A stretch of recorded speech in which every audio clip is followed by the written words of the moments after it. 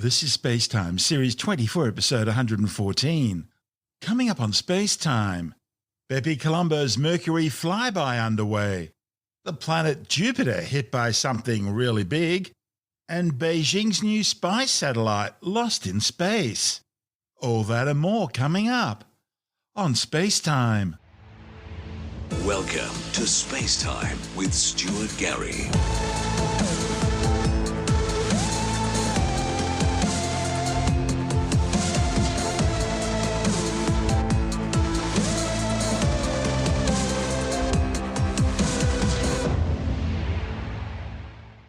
As we go to where, the joint European Space Agency Japan Aerospace Exploration Agency Bepi-Colombo mission to Mercury is undertaking the first of 6 flybys to its destination planet as it uses the tiny world's gravity to slow down enough to eventually achieve orbit insertion in 2025. The first Mercury gravity assist braking maneuver follows hot on the heels of the probe's Venus flyby in August. The Mercury maneuver is swooping down just 200 kilometres above the surface of the 4,700 kilometre wide planet, in the process capturing imagery and science data that'll give researchers a tantalising first taste of what's to come in the main mission. The Bepi-Colombo mission comprises 2 science orbiters, which are being delivered into complementary orbits around the planet by the Mercury Transfer Module. The ESA-led Mercury Planetary Orbiter and the JAXA-led Mercury Magnetospheric Orbiter will study all aspects of this mysterious inner planet, from its core right through to its surface, and even its magnetic field and the exosphere surrounding the planet, in order to better understand the origins and evolutions of this tiny world, the nearest rock to the Sun. The Bepi-Colombo mission's making use of 9 planetary flybys in total. There was 1 of the Earth, 2 of Venus, and now 6 of the planet Mercury. Together with the spacecraft's solar electric propulsion system, it'll help steer the stack into Mercury orbit. These gravitational flybys require extremely precise deep space navigational work, ensuring that the spacecraft is on the correct approach trajectory for each encounter. In fact, 1 week after Bepi-Colombo's last flyby of Venus on August the 10th, a correction maneuver was performed in order to nudge the spacecraft just a little for its first Mercury flyby. The spacecraft is flying exactly 198 kilometres above the Mercury surface. The flyby comes as Bepi-Colombo is more than 100 million kilometres from Earth, with signals from mission managers taking some 350 seconds, that's about 6 minutes, to reach it.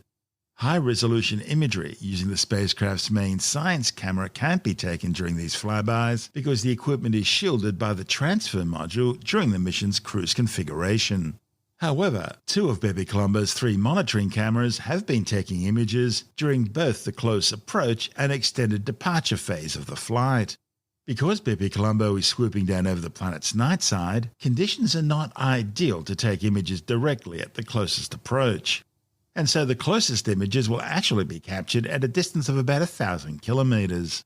These cameras will provide black and white snapshots in 1024 by 1024 pixel resolution and are positioned on the Mercury Transfer Module so that they also capture the spacecraft's solar arrays and antennas. And as Bepi-Colombo changes its orientation during the flyby, Mercury is seen passing behind the spacecraft's structural elements. Despite the distance, the closest images can still identify large impact craters on the planet's surface. Mapping the surface of Mercury and analysing its composition will help scientists better understand more about the planet's formation and evolution. Even though Bepi-Colombo is still in its stacked cruise configuration for the flybys, it'll still be possible to operate some of the science instruments on both planetary orbiters, allowing a sort of first taste of Mercury's magnetic, plasma, and particle environments. And the timing is all rather appropriate as well. See, the first Mercury flyby has fallen on the 101st anniversary of the birth of Italian scientist and engineer Giuseppe Bepi-Colombo, who was born on October 2nd, 1920. Colombo was able to explain Mercury's rather peculiar characteristic of rotating on its own axis 3 times for every 2 orbits of the Sun. He was also the scientist who first realized that by careful choice of a spacecraft's flyby point as it passed a planet, that planet's gravity assist could help the spacecraft make further flybys, either slowing down or accelerating the spacecraft depending on the exact angle of approach. It was his interplanetary calculations which enabled NASA's 1974 Mariner 10 spacecraft to achieve 3 flybys of Mercury instead of 1, by first using a flyby of Venus to change the spacecraft's flight path, the first of many spacecraft to use such a gravity assist maneuver. Following Mariner 10's mission in 74 and 75, NASA's Messenger spacecraft flew by Mercury 3 times over 2008 and 2009, before finally achieving orbit insertion for a 4-year mission between 2011 and 2015. This is SpaceTime. Still to come, the planet Jupiter hit by something big, and a new Chinese spy satellite lost in space. All that and more still to come on SpaceTime.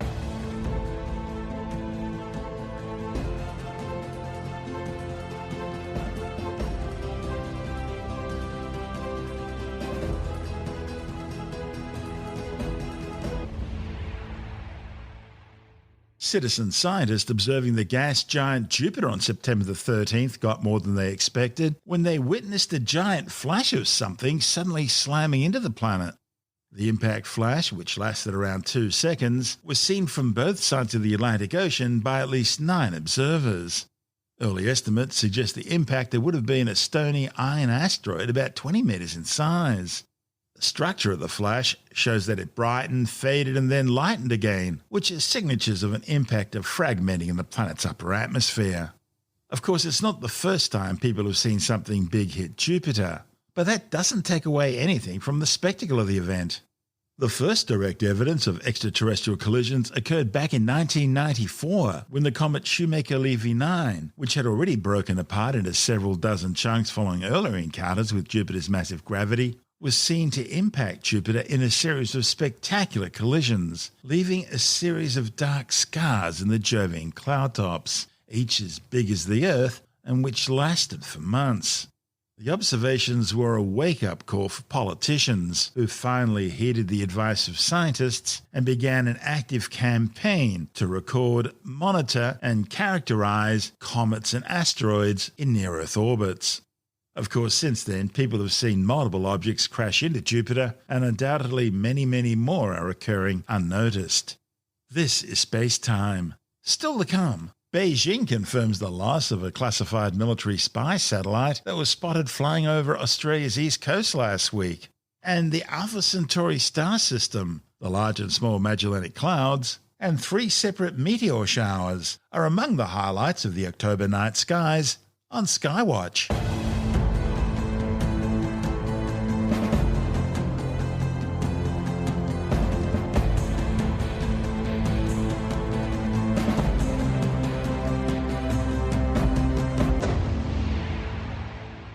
Beijing has now confirmed the failure of a new classified military spy satellite that was spotted flying over Australia's east coast last week. The 5,500-kilogram Xi'an-10 was launched aboard a Long March 3B rocket from the Xichang Satellite Launch Center in southern China's Sichuan province. Sightings over Sydney and the New South Wales Central Coast showed that the launch vehicle's upper stage was performing as planned. And data from the United States Space Force's 18th Space Control Squadron indicated a successful payload separation into a 177 by 40,105 kilometre high geosynchronous transfer orbit. However, while the satellite successfully entered orbit, there was no follow-up confirmation that it was operating nominally. The cause of the failure remains unknown. The mission was the second launch for China in the space of 2 hours. Earlier, Beijing had successfully launched a Kuaizhou 1A rocket from the Zhaiquan Satellite Launch Center in northwestern China's Gobi Desert. The 20-metre-tall 4-stage solid-fueled rocket successfully delivered a new Xiaoling 1 Golfeng 02D Earth observation satellite into a 545-kilometre high orbit.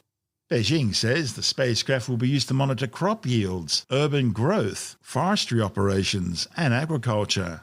The spacecraft will also provide high-resolution sub-meter and multispectral resolution optical imaging of the planet as part of Beijing's ongoing efforts to provide near-continuous high-resolution monitoring of areas of interest to China, including the South China Sea, Taiwan, China's border with India, and the military activities of nations like Japan, South Korea, and the United States.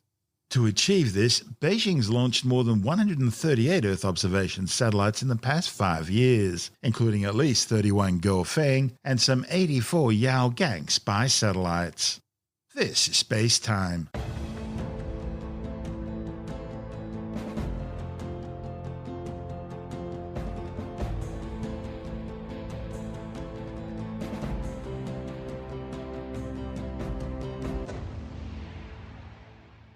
And time now to turn our eyes to the skies and check out the celestial sphere for October on SkyWatch. October is the 10th month of the year, and that may seem confusing since octo in Latin means 8 rather than 10. The answer lies in the old Roman calendar, which had just 10 months before the addition of January and February. And that 10-month year is still reflected today, with the name September or Septem being Latin for 7, October or Octo meaning 8, November or Novem 9, and December or Deci meaning 10. Of course, the highlight of October for kids and those who are young at heart has to be the last day of the month, celebrated as All Hallows Evening or Halloween. Halloween is based on ancient Celtic pagan festivals such as Samhain, the Gaelic festival of the dead. Samhain was eventually Christianized by the early church to become All Saints or All Hallows Eve, or simply Halloween. It's a time when darkness overtakes the light of day, a reference to the increasing hours of darkness as the planet's northern hemisphere moves towards longer winter nights. And so it's a time when the harvest comes to an end. The increased hours of darkness mean the boundary between the world of the living and the world of the dead becomes especially thin, allowing the dead and supernatural to rise in search of the living. And so the living wear disguises so as not to be recognized by the dead. And it's this which has led to today's tradition of the Halloween fancy dress party. In some parts of the world, cross-dressing is popular on Halloween, a reflection of the secret desires and fantasies of their pagan ancestors, sometimes not so many generations removed. To ensure that crops and livestock survive the cold winter months ahead, offerings of food and drink would be left outside for the spirits and fairies of the other side. And it was this which ultimately led to today's practice of trick-or-treat. Also, candles would be lit and prayers offered to the souls of the dead, as Halloween was a time when the spirits of the dead would return to their former homes. Special bonfires were also lit on Halloween to light the darkness, thereby preventing souls of the dead from returning and keeping the evil away. The flames, smoke, and ashes were deemed to have protective and cleansing powers and were used for divination. As for the tradition of carving pumpkins into jack-o'-lanterns, well, that was originally meant either to represent spirits or supernatural beings, or alternatively to ward off evil spirits. In many parts of the world, the Christian religious observances of All Hallows Eve include attending church services and lighting candles on the graves of the dead. And Christians historically abstained from eating meat on All Hallows Eve, a tradition reflected in the eating of certain vegetable foods on the day, including apples, potato pancakes, and soul cakes. Apple bobbing originated because the apple was a Celtic symbol of love, and so grabbing the apple with your teeth had certain erotic overtones. Halloween is a time of fortune-telling and divination games, playing pranks to scare people, visiting haunted attractions, telling scary stories, and of course watching horror movies. Looking to the southwest, you'll see the two bright pointed stars, which show the way to the Southern Cross. The brightest, and what also looks like the more distant of the two stars from the Southern Cross, is Alpha Centauri, which is actually the nearest star system to our own solar system. Alpha Centauri is a triple star system comprising two stars, Alpha Centauri A and B, which orbit each other in a binary, and a third star, Proxima Centauri, which orbit the pair. Like the Sun, Alpha Centauri A is a spectra type G yellow dwarf star. It's about 10% more massive than our Sun and about 1.5 times as luminous. Astronomers describe stars in terms of spectral types. It's a classification system based on temperature and characteristics. The hottest, most massive and most luminous stars are known as spectrotype O blue stars. They're followed by spectrotype B blue-white stars, then spectrotype A white stars, spectrotype F whitish-yellow stars, spectrotype G yellow stars, that's where our sun fits in, spectrotype K orange stars, and the coolest and least massive stars of all are the spectrotype M red stars. Each spectral classification is also subdivided using a numeric digit to represent temperature, with 0 being the hottest and 9 the coolest, and a Roman numeral to represent luminosity. Now you put all that together and our Sun becomes a G2V or G25 yellow dwarf star. Also included in the stellar classification system are spectral types L, T and Y, which are assigned to failed stars known as brown dwarfs, some of which were actually born as spectrotype M red stars, but became brown dwarfs after losing some of their mass. Brown dwarfs fit into a unique category between the largest planets, which can be up to 13 times the mass of Jupiter, and the smallest stars, those spectral type M red dwarf stars we mentioned earlier. These can be 75 to 80 times the mass of Jupiter, or about 0.08 solar masses. Alpha Centauri A's binary partner, Alpha Centauri B, is a spectrotype K orange dwarf star, a little smaller and cooler than its companion, with about 90% of the Sun's mass and about half its luminosity. This binary pair, Alpha Centauri A and B, orbit each other at between 11.2 and 35.6 astronomical units. An astronomical unit is the average distance between the Earth and the Sun, which equates to about 150 million kilometres or around 8.3 light minutes. So the pair's orbit around each other varies by between the average distance between the Sun and Saturn and between the Sun and Pluto. It takes the two stars 79.91 Earth years to complete each orbit. On average, Alpha Centauri A and B are located 4.37 light years from the Sun. Now, although a light year sounds like a measure of time, it's actually a measure of distance. A light year is a distance of about 10 trillion kilometres. That's the distance a photon can travel in a year at the speed of light, which is around 300,000 kilometres per second in a vacuum and the ultimate speed limit of the universe. The third star in the Alpha Centauri system is a spectral type M red dwarf star named Proxima Centauri. Right now, Proxima Centauri is just 4.25 light years away, making it the nearest star to the Earth other than the Sun. It is only loosely gravitationally bound to Alpha Centauri A and B, orbiting the pair at an average distance of 13,000 astronomical units, or around 0.21 light years. That's about 430 times the size of Neptune's 30 astronomical unit orbit around the Sun. In 2016, astronomers confirmed the existence of an Earth-sized terrestrial planet orbiting within the habitable zone of Proxima Centauri, making it the nearest known extrasolar or exoplanet to Earth. The habitable zone, which is sometimes also referred to as the Goldilocks zone, is that area out from a star where it's not too hot, not too cold, but just right for liquid water, essential for life as we know it, to exist on the planet's surface. The planet, known as Proxima b, takes just 11 Earth days to complete one orbit around its host star. That's far closer than Mercury's 88 Earth day orbit around the Sun.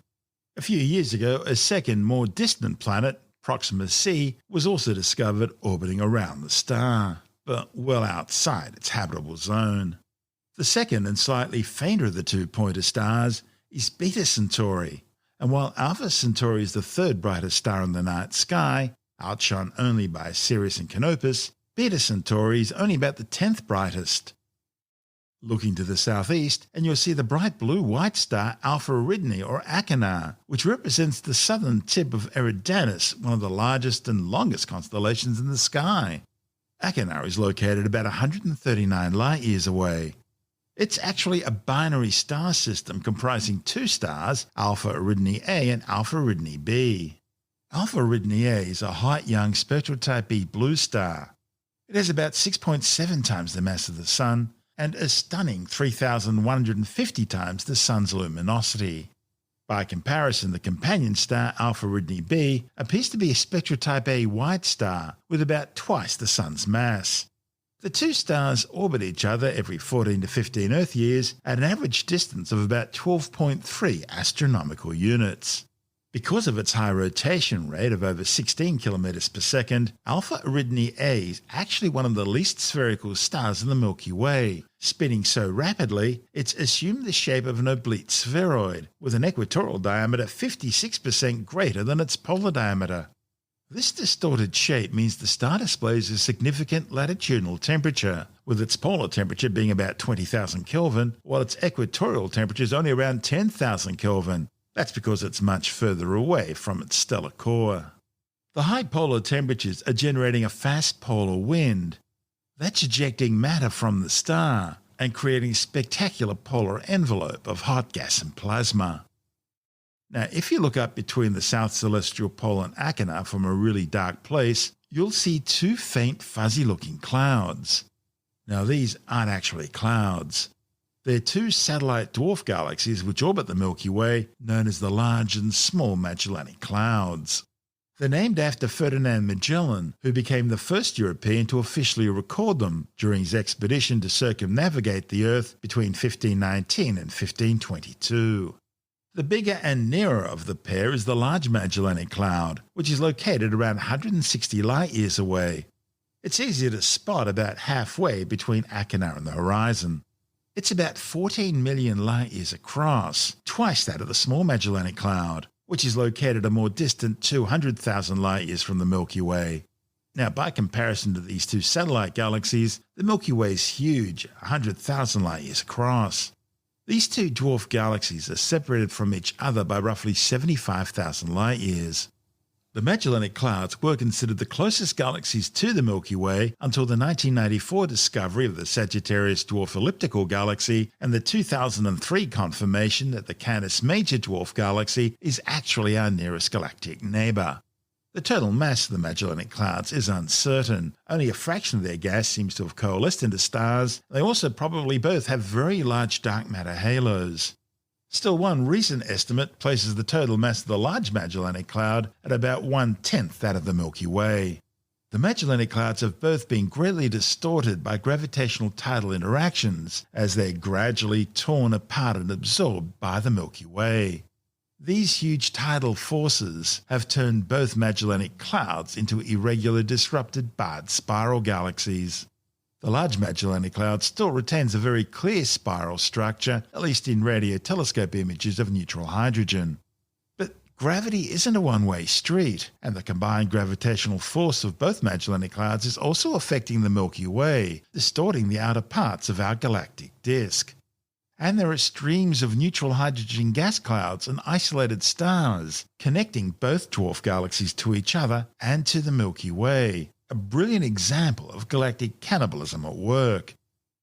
Now, if you look just above the Small Magellanic Cloud using a backyard telescope or a good pair of binoculars, you'll see a small blurry dot. That is the 47 Tucanae globular cluster. A tightly packed ball of stars some 16,000 light-years away, they were all originally formed at the same time through the gravitational collapse of the same molecular gas and dust cloud. If you look to the west, you'll see the bright reddish-orange supergiant star Antares, the heart of the constellation Scorpius the Scorpion. And above it you'll see a bunch of stars stretching out shaped like a reverse question mark. That's the tail of the Scorpion. Now, just above and to the north is the constellation Sagittarius the Archer.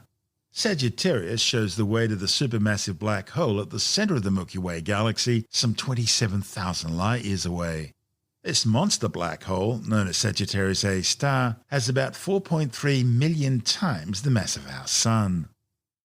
Now, looking to the north-northwest this time of the year, you'll see the constellation Lyra the Harp, and its brightest star Vega, the fifth brightest star in the night sky, and one of the closest at just 25 light-years away. Vega is a spectral type A white star, more than twice the size and some 40 times the mass of our Sun.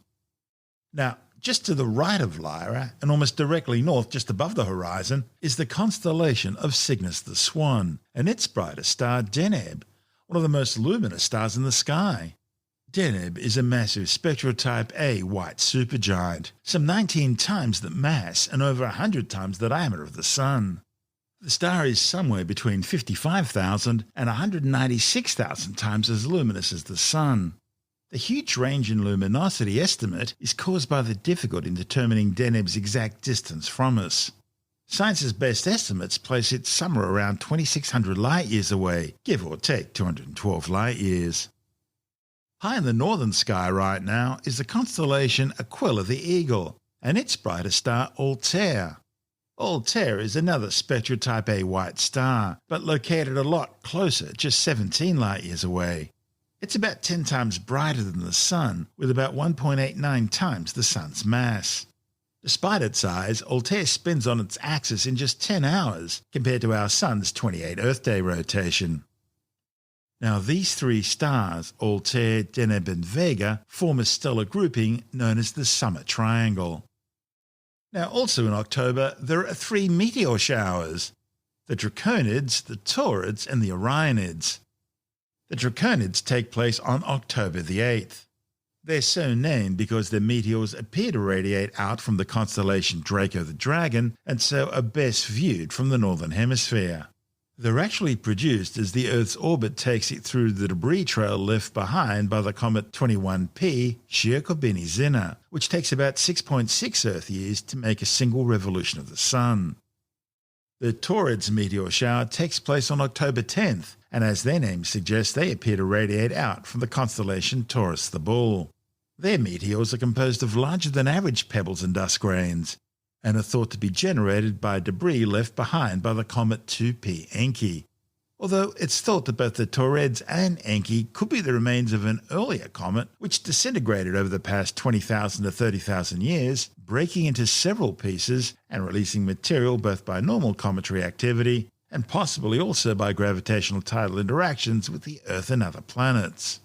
The Taurids debris stream is the largest in the inner solar system, taking the Earth several weeks to pass through and resulting in an extended period of meteor activity compared to other meteor showers, which are usually over in just a matter of days.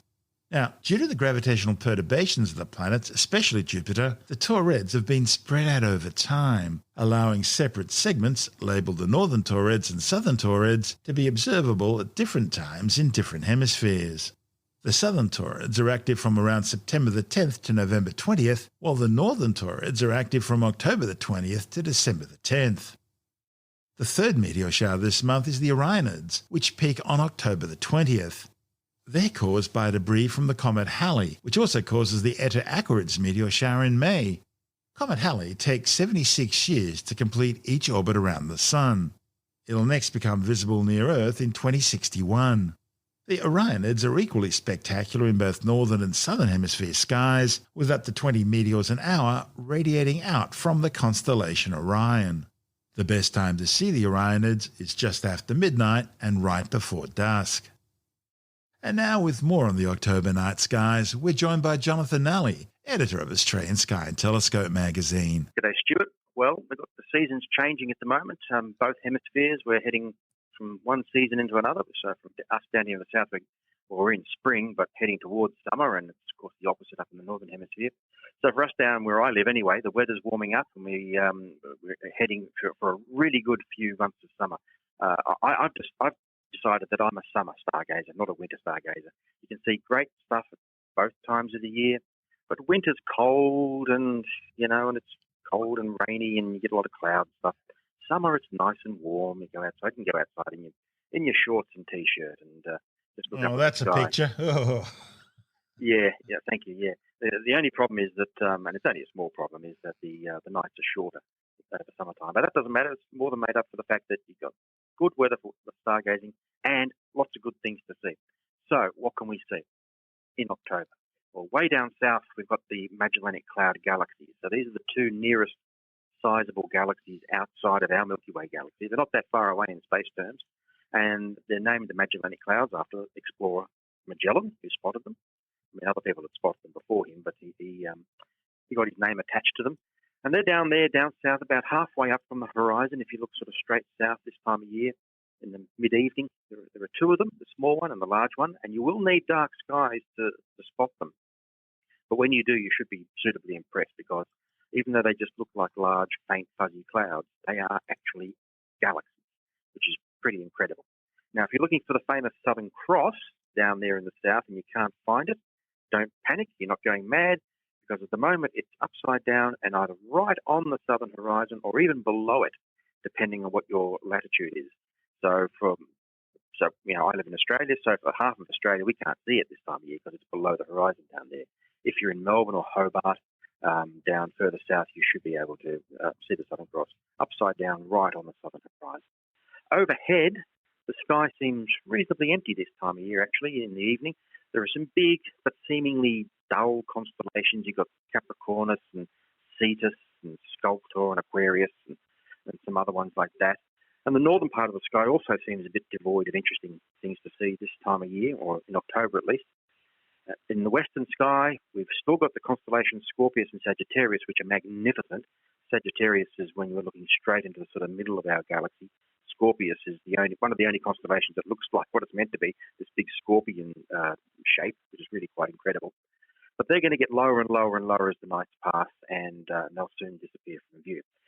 But if you do like staying up late or getting up early in this month, in October, there are plenty of things to see later in the night. So after midnight, we've got the Milky Way rising in the east, bringing with it the fabulous constellations Orion, and Taurus, and Gemini, and Canis Major, and Puppis, and all sorts of other ones that most people haven't heard of, but they're really quite amazing.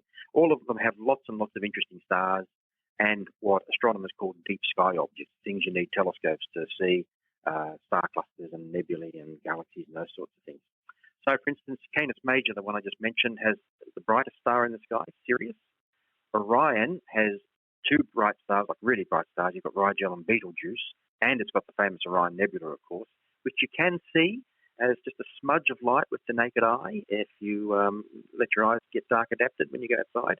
And it looks tremendous through a telescope, but even binoculars gives you a bit of a pretty good view. Above the northeastern horizon after midnight, or in the early morning if you get up before dawn, you'll see the constellation Taurus. And in Taurus, we've got two star clusters, big ones, known as the Hyades and the Pleiades. Both of them look fantastic through binoculars. The Hyades is actually, it looks like it's inside a group of stars that look like a triangle or a wedge shape. It's really quite prominent. And you get some binoculars onto that and sweep through that area with binoculars, and it just looks beautiful, all these sparkly little stars. The Pleiades is a smaller cluster. It's called the Seven Sisters as well, and that just looks superb through binoculars or a telescope if you can get your hands on one. It's called the Seven Sisters because for the average person with good eyesight, which is not me anymore, and I'm very average, my glasses don't work that. My glasses don't work that great at night anymore. I need some new specs. But yeah, most people can see 7 stars, and it's actually a good test of your eyesight to see how many stars you can see in this little cluster. And both of those two clusters and Taurus, they'll become easier to see over the next couple of months as that constellation rises earlier and earlier. So it'll only be a couple of months now before it's up and about before midnight rather than after midnight. So let's turn to the planets. What have we got planets-wise? I mentioned last time that Mars is around the other side of the Sun from us at the moment. Well, it still is, so we can't see it. It's lost in the solar glare. It will return to our skies, though, in early December, when it will be low on the eastern horizon before sunrise, before the sun comes up. Now, we've got Mercury, which is just above the western horizon after sunset in the very first week or so of October. Just looks like a small, bright star after the sun's gone down, just over there in the west. But don't wait too long if you want to find it, because by the second week of October, it'll have dropped down below the horizon as it sort of continues its path around the sun.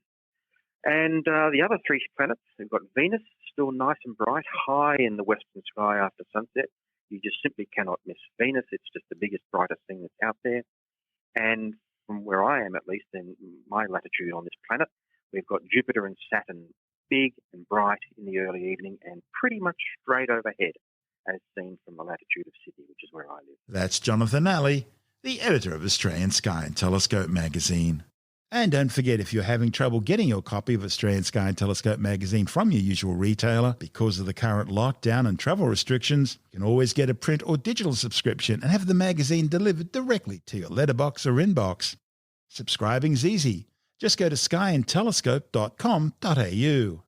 That's skyandtelescope.com.au, and you'll never be left in the dark again.